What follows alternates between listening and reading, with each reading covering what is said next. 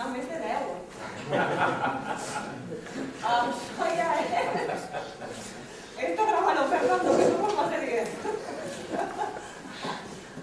Res, benvingudes a totes i tots. Vamos, això, voler la casa plena, això és un orgull, vamos, una satisfacció, com diria el rei. I vamos, estic encantada. I sobretot estic encantada de veure també a cares noves, que des d'ací vaig a fer una crida que es podeu inscriure en Podemos, aquells que no estiguen. I així que ens ajudem també a fer el que és el nostre cercle, que és el nostre partit molt més gran, per a construir poder, que és el que estava també l'eslògan de la categoria que vam fer. Construir poder, poble i futur. Sense una construcció no pot haver poble. I sense un poble unit no pot haver un futur. Con lo qual, anime a tota la gent que ens recolze a fer una construcció per anar més avant. Res dir que tornar si ja està l'Antonio, volíem caldo 2 tasses, en un menú, 2 voltes. Està bé, està bé. I res, ara vos dic la intervenció, que segur que el que hi diga serà molt més interessant que el que tu vas dir. Gràcies a tots i que això nos queda així. Molt bé, moltes gràcies. Bé, la veritat, té raó Sílvia, no? Té raó Sílvia. Me van venir quan vaig vindre i tornaré. Ja, les circumstàncies s'han donat com per a tornar ben prompte, no? La veritat és que a mi m'agradaria fer primer una visió general, en alguns ja compartirem un anàlisi de quina era la situació que estava vivint el país i després parlar un poquet més de com podem nosaltres ser útils en aquest temps per a aquest moment que està vivint el país. L'altre dia tornaren a eixir les xifres macroeconòmiques, les xifres del paro, tornaren a eixir les xifres de l'índex de producció industrial i qualsevol diria que les xifres van bé, que baixa el paro, que creix l'índex de producció industrial, però la veritat és que si ho analitzem hem de pensar quin tipus de paro està disminuint o quin tipus d'empleos està creant o què significa que creixi l'índex de producció industrial. Fins i tot parlen de que podria haver un repunt dels preus de l'activitat immobiliària. Hi ha alguns diaris que parlen de torna a la ratxola. Jo crec que hem de ser molt conscients de què és el que ha suposat aquesta crisi. Aquesta no ha sigut una crisi qualsevol, no ha sigut una crisi episòdica, una d'aquestes crisis cícliques que té el capitalisme. En aquesta ocasió jo crec que s'està reconfigurant el capitalisme internacional i s'està reconfigurant també el model social. I això és el més perillós de tot, s'està cronificant la desigualtat. Estem acceptant els mitjans de comunicació, el que és la cultura oficial està fent que nosaltres vegem normal, per exemple, que en aquest país un directiu de l'IBEX 35, com a mitjana, guanyi 96 vegades més que un treballador bàsic, un treballador convencional.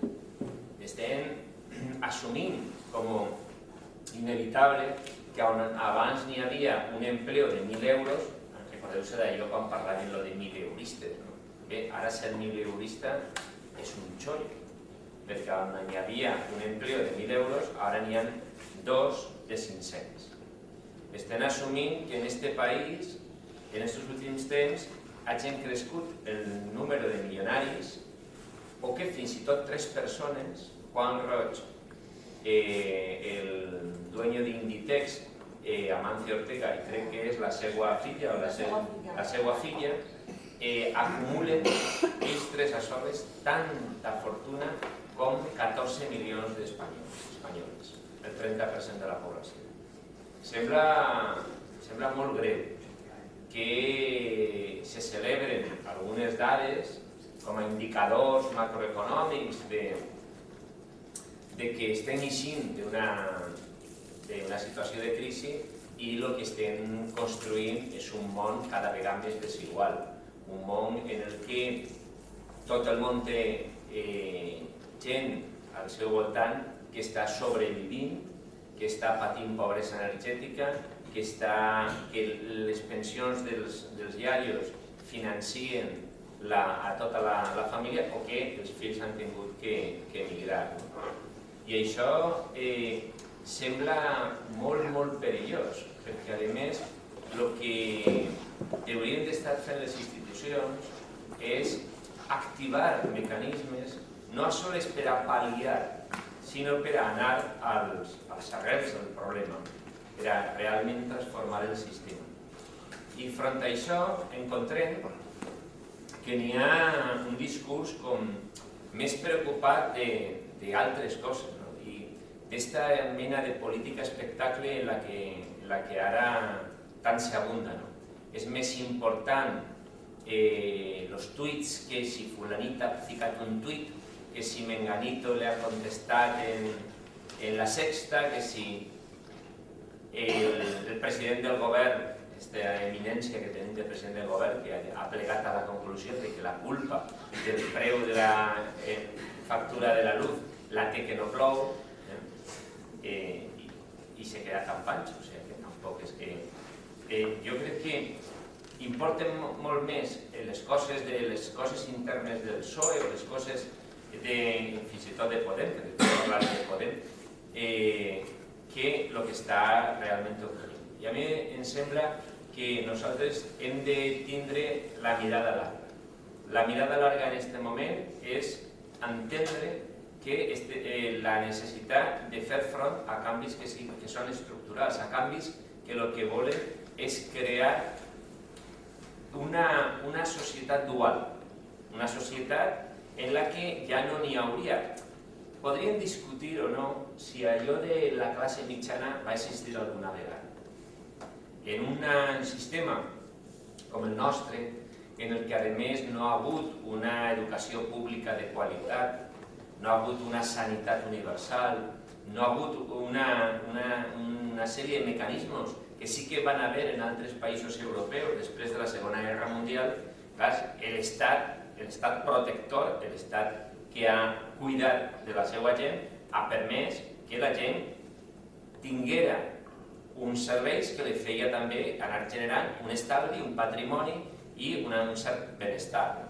I a més, sobretot, compartir un projecte comú de país. Nosaltres venim d'una dictadura miserable en la que les escoles, la sanitat, les pensions, tot era de mantente mentre cobro, tot era molt precari. Però la transició democràtica és cert que hem millorat molt, que ha hagut inversions, aquests edificis públics, tota aquesta... però tampoc s'han consolidat tant els sistemes de protecció com per a sobreviure a una gran crisi com la que hem tingut. I hem passat a una política de retallades, a una política neoliberal que va començar el Partit Socialista. N'hi ha que dir que les primeres grans retallades venen de l'època del Partit Socialista, de l'època de la reforma laboral. Diguem que Rajoy en el 2012 va continuar la senda que ja va obrir Zapatero en el 2010, que va fer moltes coses bones a la seva primera legislatura, però que després va entrar en una dinàmica molt perillosa quan va assumir la reforma laboral, la reforma de l'article 135 de la Constitució, que ficava per davant el pagament dels beneficis dels creditors abans que els serveis públics, i van entrar en una dinàmica de retallades en la que un sistema del benestar tan precari, tan vulnerable, que estava a mitges, es va vindre baix. I, per exemple, va ser vergonyós el que va ocorrir en la llei de la dependència.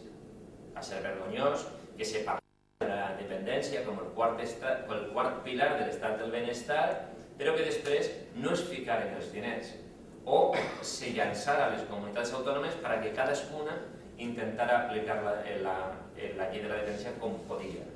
I això ha donat una sensació de desigualtat.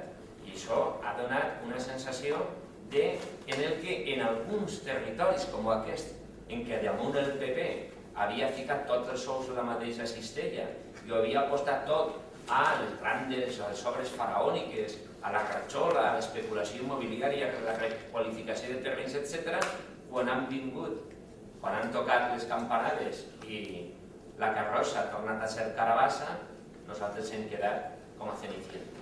I som avui una de les comunitats més pobres de l'estat espanyol. Fins i tot és vergonyós la comparació, perquè tu veus l'índex del desempleo, de l'atur en el País Basc, és que estan en la meitat que nosaltres. O tu mires la situació en matèria d'habitatge en el País Basc o en altres territoris i estan molt millor que estem així. Per què? Perquè ells han pogut mantindre també una certa autonomia de criteri i a més tenen un projecte de país.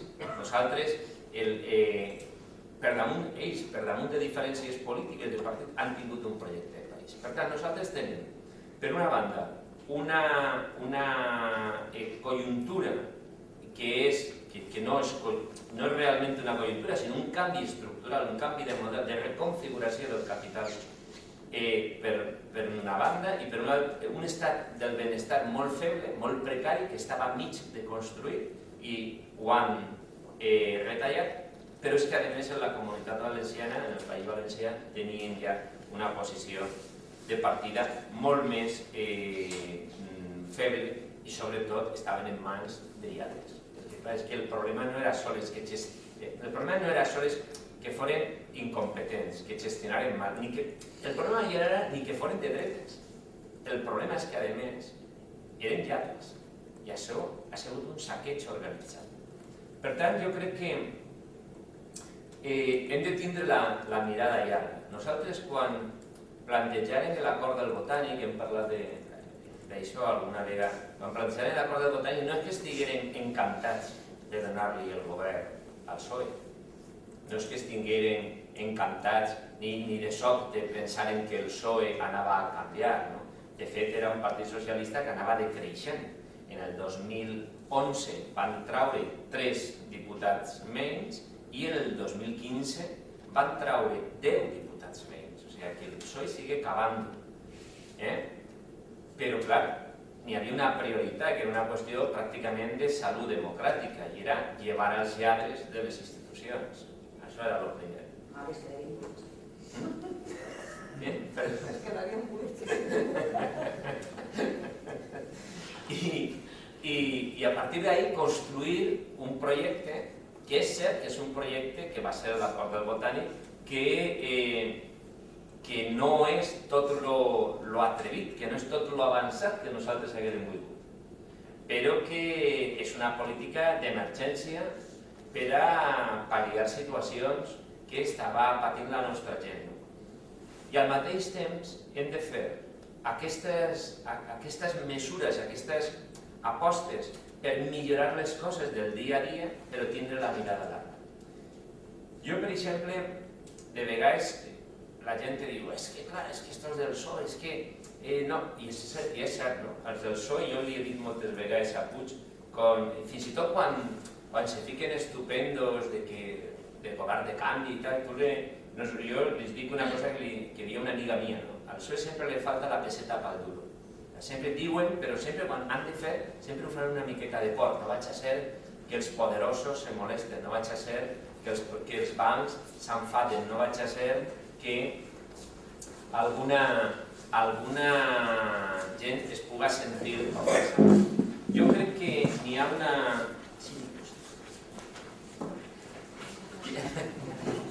Jo crec que n'hi ha una reflexió, i és que a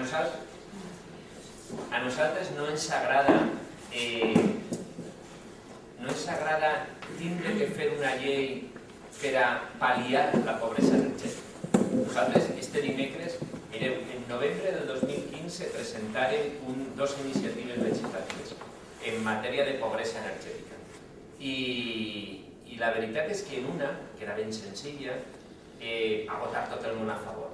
Que el govern, que el Consell se dirigisca al govern d'Espanya per a adoptar mesures per a que no n'hi hagi que entrar implantar. Tot el món va votar a favor. 26 de novembre, si no m'enganya, del 2015. No s'ha fet res. No s'ha fet res. Declaracions d'intencions. Per això nosaltres, com sabien, també presentarem una proposició de llei. I aquesta llei sí. Aquesta llei s'ha aprovat este dimecres. Un any i 2 mesos quasi després de que la presentaran. Ja havia passat l'hivern del 2015 i està a punt d'acabar l'hivern del 2017.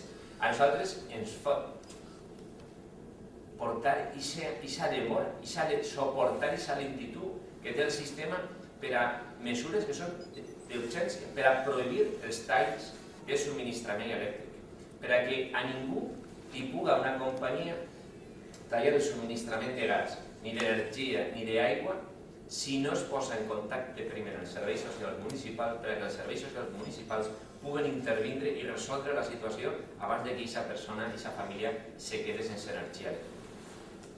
A nosaltres ens preocupa tindre que estar fent lleis per a defender la dignitat humana, per a defensar l'accés als serveis públics, per a defensar lo elemental.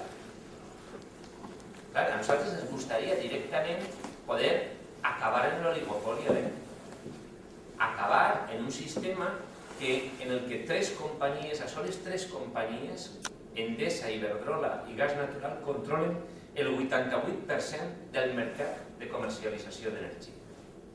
Perquè, a més, el preu de l'energia es sustenta sobre una falsa idea de llibertat de comerç, sobre una falsa idea de subhasta, en el que cada dia el preu depèn d'una ruleta, un joc de casino, en el que entre 4 se fiquen d'acord.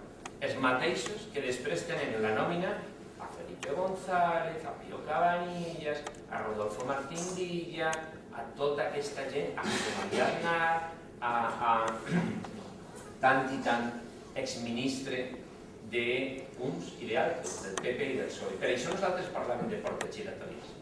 Xico, això de les portes giratòries què és? Que sou molt pesats, lo de les portes giratòries. Clar, és que esto és un sistema, és un capitalisme en el que n'hi ha com una... Clar, quan parlàvem de la casta, no? Ja no parleu de la casta, clar que parlem de la casta.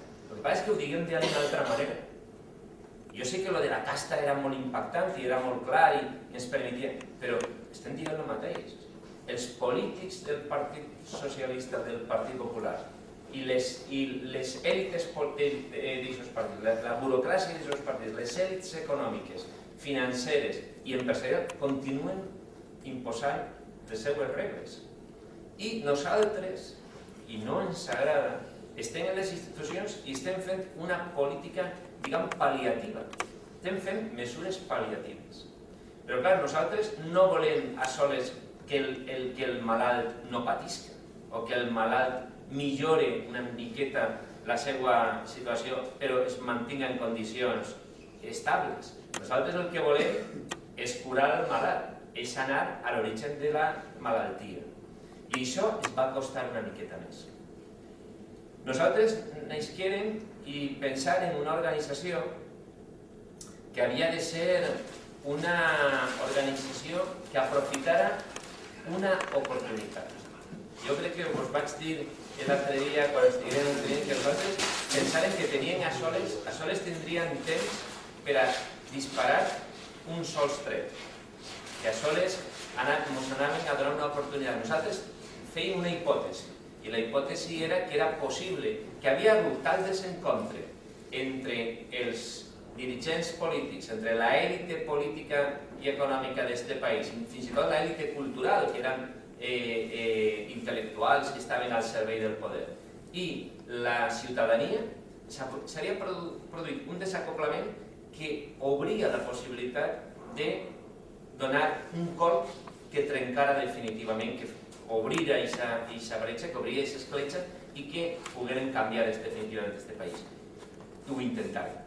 Ho intentaren el 20 de desembre i ho intentaren contra tot pronòstic. Ho intentaren després d'una campanya brutal. Però la remuntada, això va ser un moment gloriós. Jo crec que el que feren en aquell espíritu de remuntada va ser algo que ningú esperava. Quan totes les enquestes, quan els mitjans de comunicació, quan tots els opinadors professionals, fins i tot els banquers que s'havien ja ficat a opinar de política també, pensaven que s'afonaven, nosaltres feren la remuntada. I el 20 de desembre estigueren a punt, apenas per 300.000 vots, de ser la locomotora del canvi en aquest país. No va poder ser. Al Partit Socialista se l'havien prohibit. A Sánchez, que ara es reivindica com l'home de les bases, se l'havien prohibit. I ell, i jo crec que per una banda li honra, però per una altra banda jo crec que l'acaba d'afonar, ho va reconèixer públicament davant de Jordi Évole, que no va tindre el valor de fer el que la gent esperava i es va plegar als interessos de l'oligarquia del seu partit. I jo crec que quan nosaltres es vegem abocats a les eleccions del 26 de juny, anàrem d'alguna manera molt perjudicats. Jo crec que nosaltres no perguérem de veritat el milió de vots que la gent diu, primer perquè no el teníem, perquè en política dir, si nosaltres hem tret 5 i Esquerra Unida ha tret 1, 5 i 1, 6. Primer, els números en política no són aixina, mai han sigut aixina. Però en segon lloc, és que jo crec que ja veníem perjudicats d'abans, perquè nosaltres, en aquesta tensió que vam viure, en la que el PSOE i Ciutadans ens van fer trampes, nosaltres, jo crec que també tingueren alguns errors. I el que va passar és que la gent no van ser capaços nosaltres d'enfrontar al PSOE en la gent per a que el PSOE li explicara a la gent per què no volia un govern de canvi en aquest país, de què tenia por, el que després ens ha contat Sánchez, que va parlar fins i tot en telefònica, que va intentar fer gestions en telefònica per a que l'ajudaren a convèncer al seu partit. O sigui, jo estava al·lucinant quan dia que havia parlat en telefònica. O sigui, perquè, clar, Rajoy encara parla en el cel i demana pluja. Això és un retorn, d'alguna manera, a la tribu, però que ell parla en telefònica. Quin poder té Telefònica, quina influència té Telefònica en el nostre sistema com per a que el líder d'un partit que aspira a ser president del govern reconegui que parla primer en telefònica. Bé, això demostra també la feblesa estructural d'aixòs partits, la dependència dels poders financers i econòmics. Però, mireu, jo crec que també nosaltres enganyarem, com vos diem, i no van ser capaços primer d'enfrontar al PSOE la seva gent, d'obligar al PSOE de veritat a decidir, però sobretot també jo crec que no van ser capaços perquè la gent encara ens veu o ens veia en aquest moment com una gent molt ocurrent, una gent molt jove, no era per mi, era per la resta, una gent molt jove, molt audaç, molt ràpida, que dia les veritats, que li donava nom a les coses d'una altra manera i que en les tertúlies dels mitjans de comunicació li donava canya a la vella dreta d'Inda, Marwenda, o li traia els colors també al Partit Popular. Jo crec que la gent no es va veure amb molta simpatia, es va veure per fi una gent que diu les coses com són, per fi una gent que diu que no demana diners als bancs, per fi una gent que denuncia les portes giratòries, però no es va veure com una gent capaç de governar. Jo crec que molta gent en privat diria, és que són molt joves, són massa joves. És que, clar, tu imagina't de president del govern, una reunió d'estes del G8, del G20, de no sé... Clar, perquè tenim uns patrons culturals també molt limitats i ens donen aquestes imatges, tots en la bandera, tot tios en corbateta, les dones en sabatetes de tacó, tot molt fi, en el que la gent no diu realment el que pensa, en la que la gent realment fa declaracions d'intencions que no tenen res a veure en la vida quotidiana de la gent, en canviar les coses. I no es veia. Nosaltres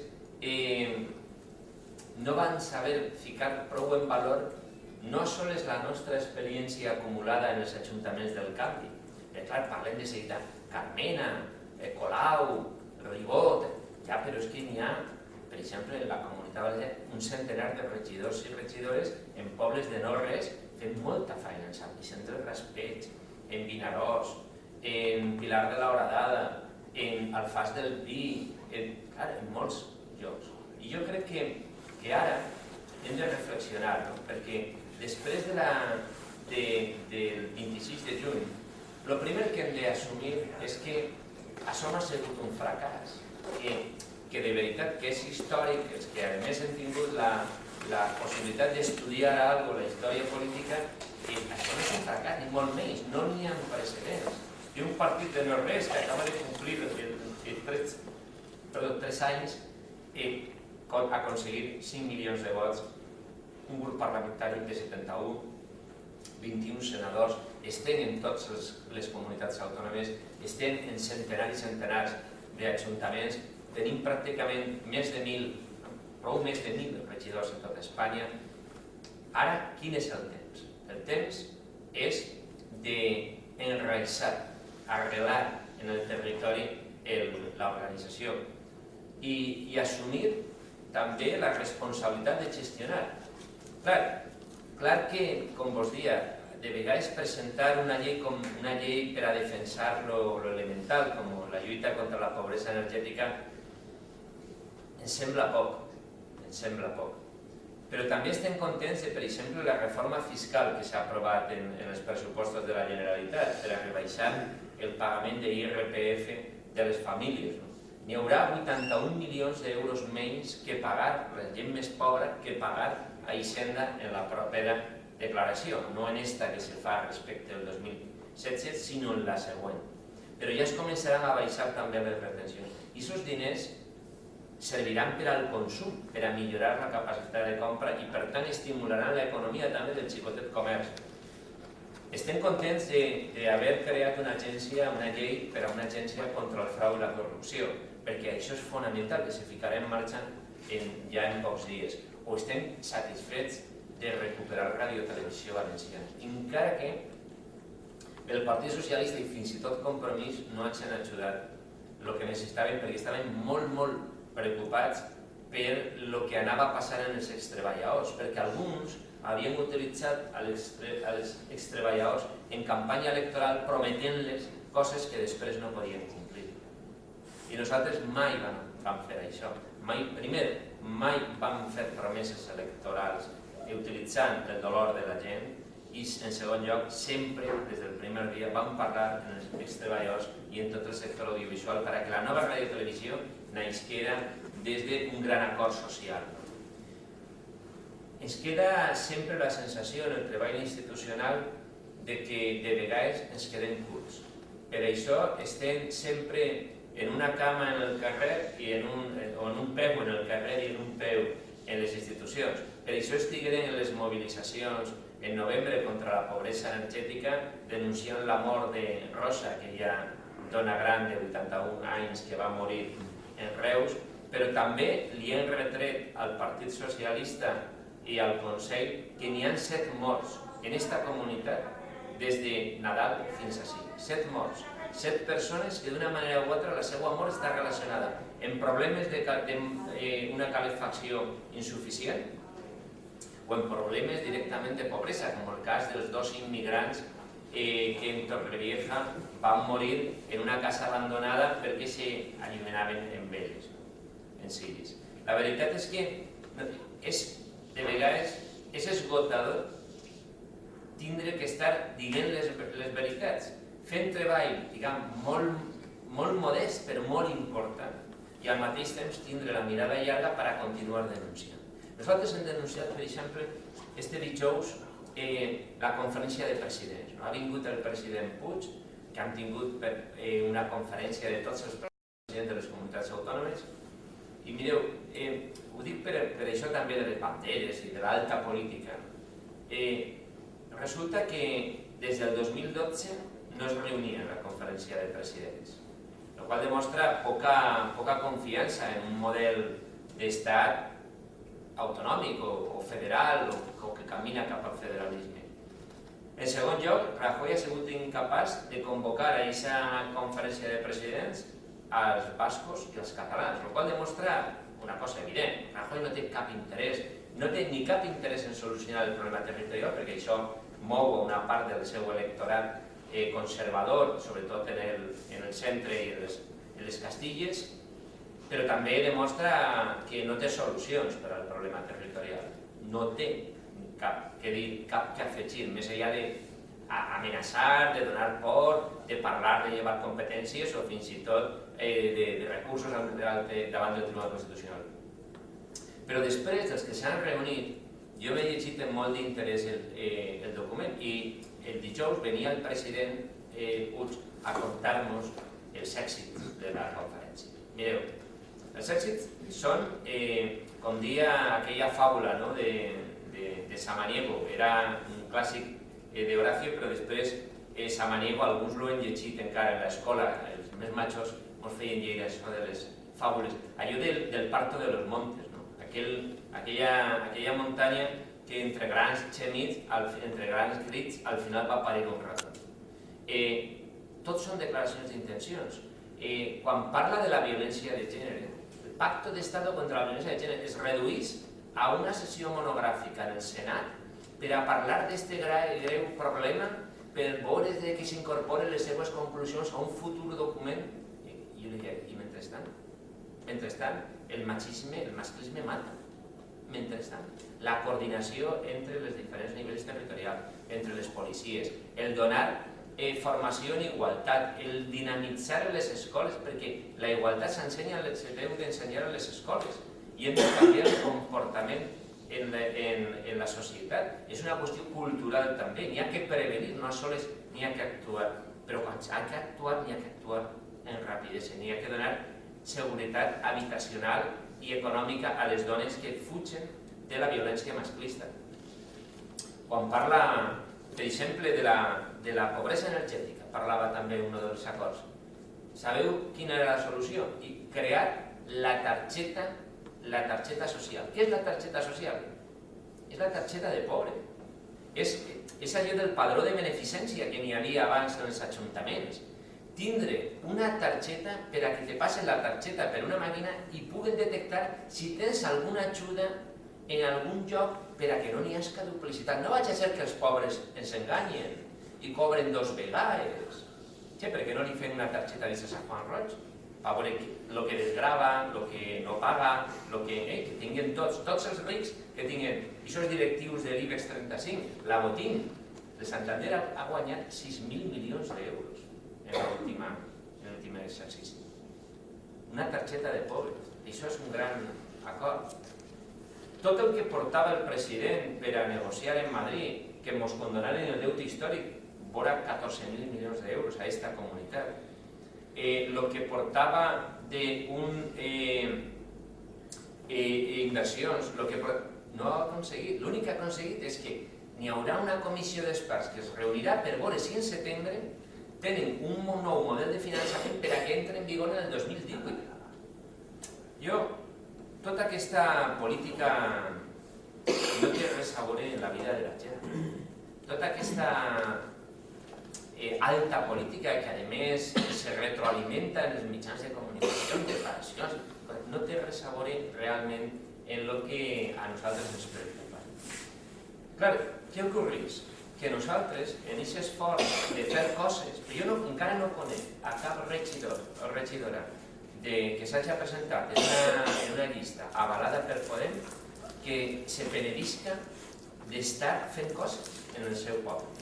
Perquè n'hi ha gent que sense cap preparació, sense cap capacitat de fer, sense tenint una professió totalment diferent a la gestió pública, de sobte està de regidor i té una àrea xicoteta i la seva àrea es dona compte que fa coses que canvien la vida de la gent dia a dia. Encara no conec a ningú que se penedisca d'haver assumit una regidoria.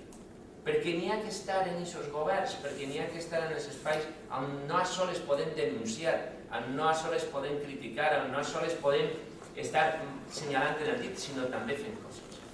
En aquest esforç, ara nosaltres, com a Podem, deia Podem, tenim un moment nou per al que no estàvem preparats. I és el moment de parar i reflexionar. A mi m'agrada l'eslògan de la campanya, que deia atar-se los cordones. Clar, perquè nosaltres diem, nosaltres és que anàvem corregents i lligant-se els cordons al mateix temps. I clar, ara hem de parar. Ens han parat. No hem pogut alcançar els objectius. No hem pogut ser la locomotora del canvi d'aquest país. En el 20 de desembre i el 26 de juny s'han quedat a meitat de camí. Però ara és el moment de sentar-se, traure la brújula i orientar de nou la nostra marxa. I això és un debat que tenim que fer entre tots i totes. Ens deguem a nosaltres mateixos un temps per a reflexionar. Perquè hem estat tots en la llengua fora, en el fetge, tirant el fetge, les campanyes, el pim, construint, els cercles, però no hem tingut el temps de sentar-se i contrastar. Què penseu que hem fet mal? Com penseu que hauríem de fer les coses a partir d'ara? Com anem a continuar fent que la gent confie en nosaltres, que la gent no se torni a casa? Una de les coses màgiques que va fer Podem és que gent molt jove, que no sabia plantejar la política, que fins i tot li donava agonies polítics, o la política que veia, gent que havies començat a moure's al voltant del 15M, però molta gent també que havia deixat ja tot per perdut, que molta gent, n'hi ha un trencament, n'hi ha un moment molt que jo veig amb molta claretat, perquè me passa moltíssima gent, que va ser el referèndum de l'OTAN. Després del referèndum de l'OTAN va haver molta gent que va plegar les banderes i se'n va anar a casa.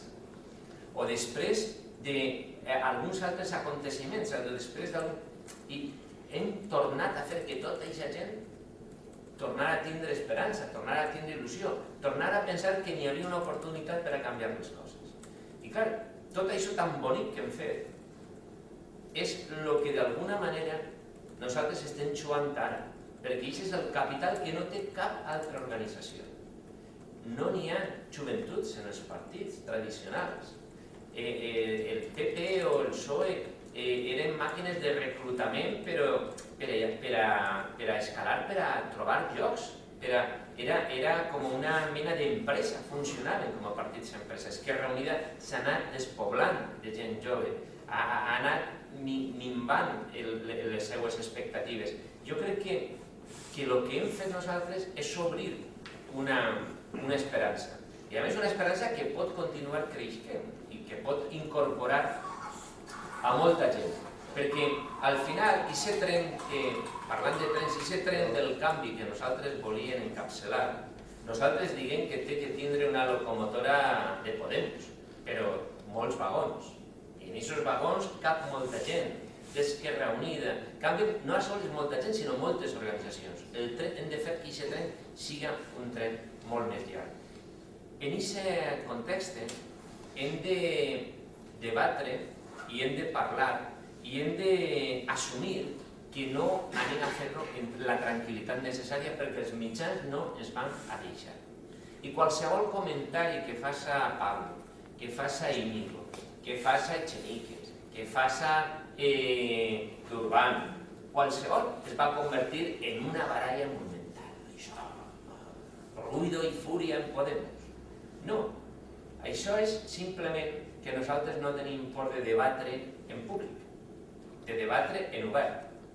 I això vol dir que el debat es pot tornar perillós per a nosaltres mateixos? No. Això vol dir que nosaltres pensem que la gent ha deixat, en aquest país, la gent ha deixat de ser menor d'edat. Els partits tradicionals a sobre volien el nostre vot cada 4 anys, la nostra adhesió. La dictadura volia el nostre silenci, però la transició el que va voler és la nostra passivitat. Si se'n recordeu, el que s'ha construït és una democràcia des de l'any 77, en què els polítics, fins i tot els polítics suposadament d'esquerres, dirien dejadlo en nuestras manos. Per això la Constitució se sentaren 7, els pares de la Constitució, no tenia mares la Constitució, era orfan de mare, se sentaren i entre 7 ho apanyaven. I el que no apanyaven, recordeu-se de la història d'Abril Martorell i Guerra, se reunien en José Luis, en el restaurant de Madrid, i tancaven per les nits les coses en les que n'hi havia diferències.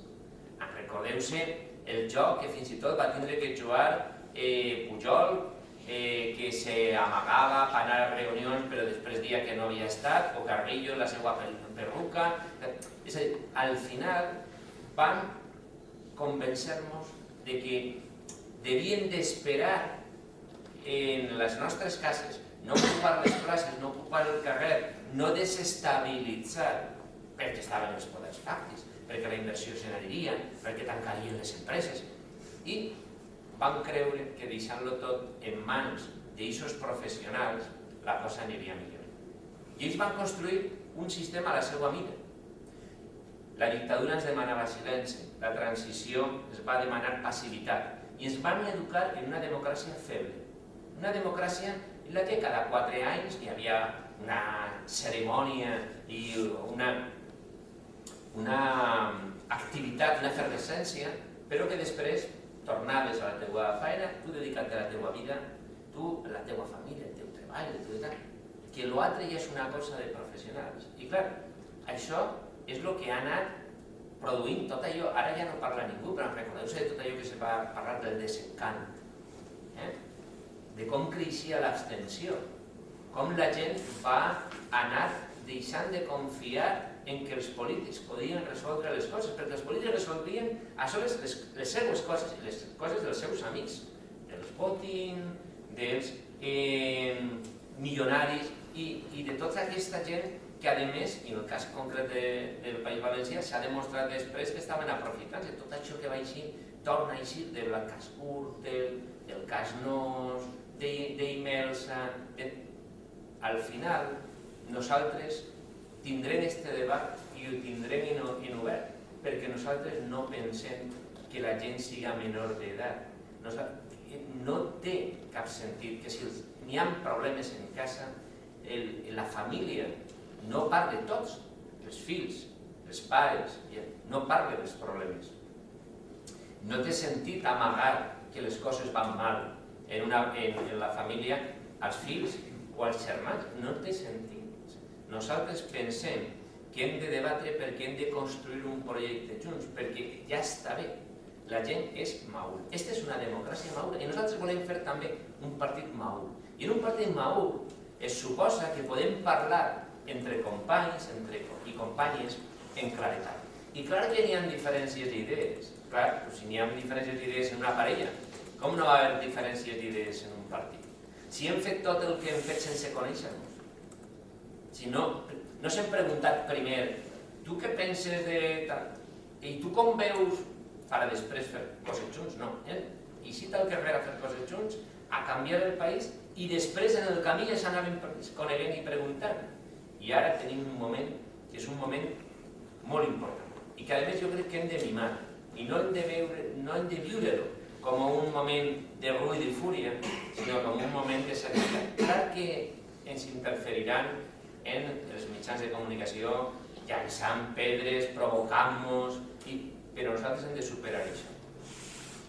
Perquè ja sabem que tenim la capacitat de fer aquesta remuntada que feren el 20 de desembre i tenim la capacitat encara d'anar més junt en la nostra implantació territorial i de donar-li més recolzament als nostres regidors i regidores i de donar-li més recursos als nostres cercles i de tindre el comitè de garanties més independent o independent d'una vegada per totes i que tenim capacitat per a afavorir que les dones estiguen en llocs de representació política i tenim la capacitat de debatre com se té que descentralitzar el partit, perquè ja no ens fa falta un partit que tinga el seu nucli en Madrid, en molta gent, en molts bons caps, però que estan concentrats en els platós de la televisió, perquè el que hem de fer ara és tenir centenars de persones que siguin tan importants com ells.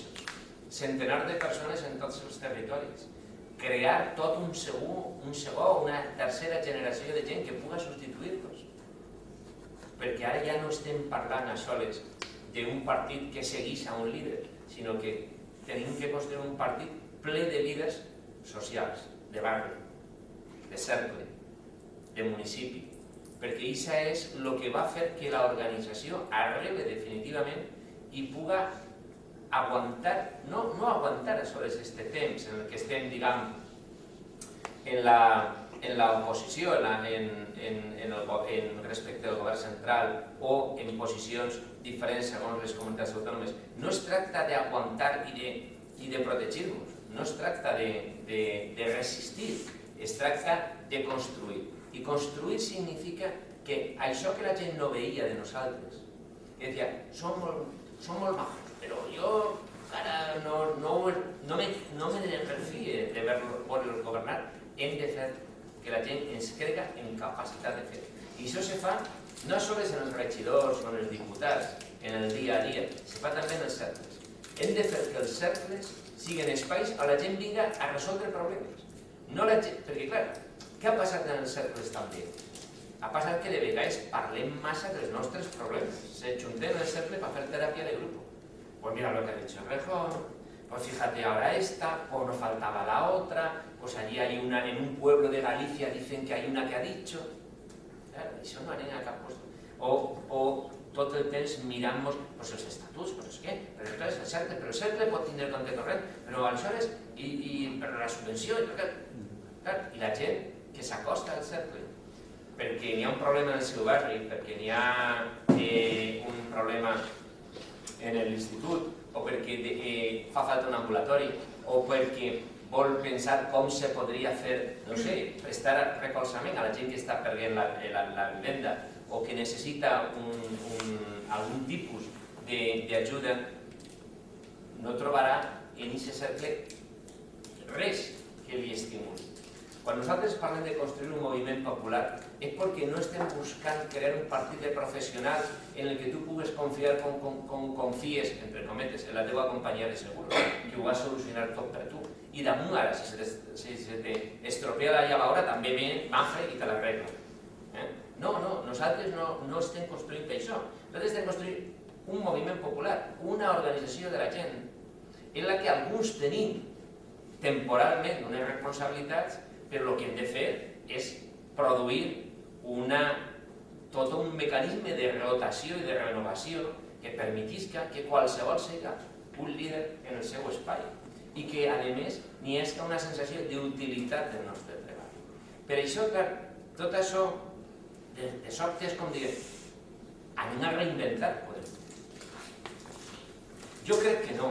Jo crec que no se trata de reinventar des de zero, però sí que és cert que hem de ser honestos. Hem de ser honestos entre nosaltres i hem de ser honestos amb la gent. Clar que s'han enganyat en coses. I algunes coses ens han agradat molt. Ens han agradat molt quan s'ha zasca, però després n'hi ha que pensar, hosti, si la gent a soles ens veu com els dels zascas, a lo millor, per una banda, diu, que gent més valenta, però no vol dir que ens voti. No vol dir que ens recolze després, que ens confie, que confie en nosaltres per a traure el país endavant. Per tant, hem de combinar, i no tenim experiència, i no hem tingut una formació específica, hem anat fent i aprenent. I jo crec que en aquest sentit és molt important la tasca que feu en cada lloc, en cada territori. I, per exemple, és molt important que el cercle siga un element de... El cercle no és la célula del partit. No es este lugar donde se reúnen los militantes auténticos que representan la esencia. No. El cercle és una cosa molt oberta, molt porosa, és una que està a disposició de la gent del seu voltant, de la gent del seu entorn. Clar, nosaltres estem assumint que en el cercle un dia són 10 i uns altres dies són més de 10. I això està molt bé. I que a més avui crec que n'hi ha unes companyes que tenen una qüestió que volen plantejar-nos, que jo ja crec que ja me l'havia estudiat, perquè crec que ja s'havien comunicat per correu electrònic, em sembla, però per què? Perquè això és part de la funció del CERT. I ahí és on creixem, ahí és on s'arrelem i ahí és d'on es comencem a tractar la gent com el que és, no com un client, no com un elector, sinó com un ser humà en capacitat transformadora, en capacitat de projectar el seu anhel, la seva il·lusió, la seva esperança, perquè no estem així a soles pensant en el dia d'avui, no? Estem pensant també en els joves, en la gent, en els nostres fills i filles.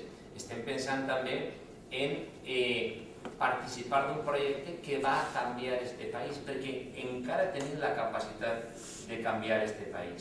Jo la veritat és que de vegades, i jo us confesso que n'hi ha dies, l'altre dia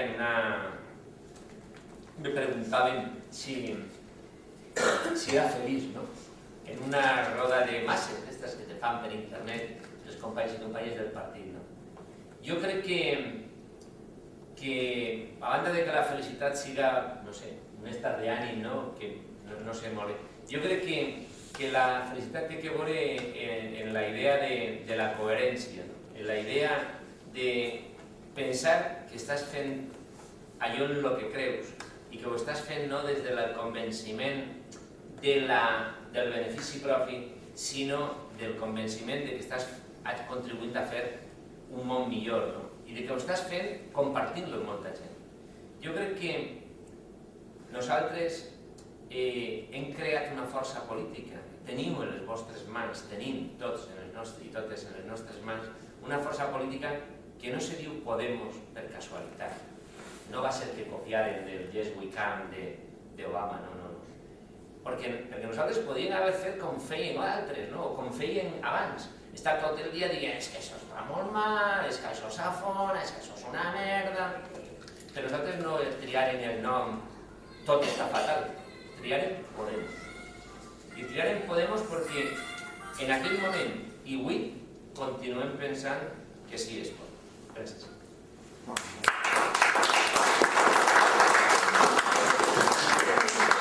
¿Alguna pregunta de intervención? ¿Algo que...? Bueno, sí, claro, n'hi ha moltes preguntes. A veure, en certa manera, ara, lo de